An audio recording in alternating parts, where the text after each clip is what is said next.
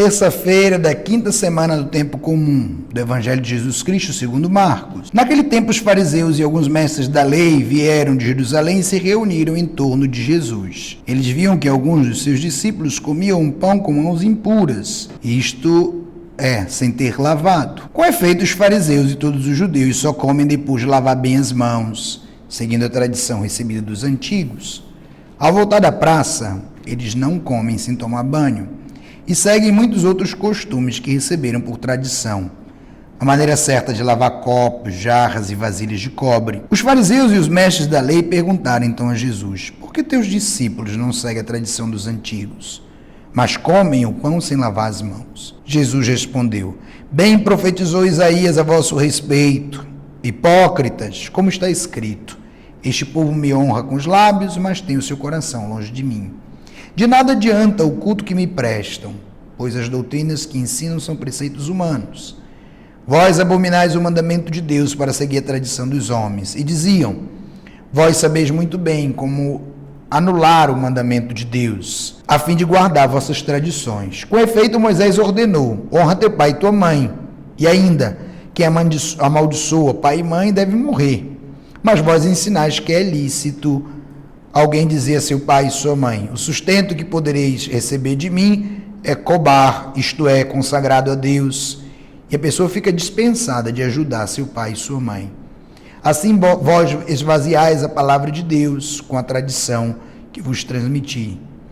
E vós fazeis muitas outras coisas como essas. Jesus faz sempre este embate com os fariseus e mestres da lei.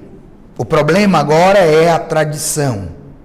Eles a utilizavam para oprimir as pessoas, colocar regras, imposições.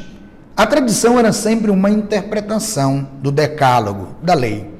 Por isso Jesus invoca o mandamento de honrar pai e mãe e relembra que muitos deles utilizam a dispensa da tradição para humilhar o pai e a mãe. Ou seja, de alguma maneira utilizam a tradição para desonrar um mandamento.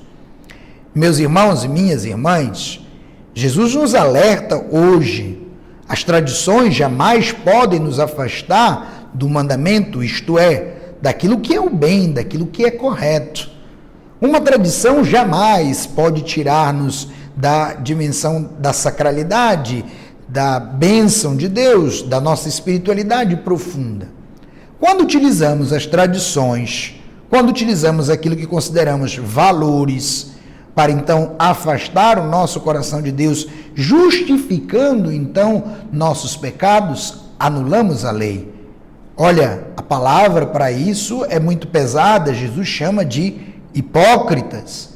A hipocrisia do faz de conta, do estar bem vestido, mas o coração revestido de rancor, do parecer bom diante das pessoas, mas sermos dotados de fofoca, do gostar de fazer intriga, jogar um contra o outro.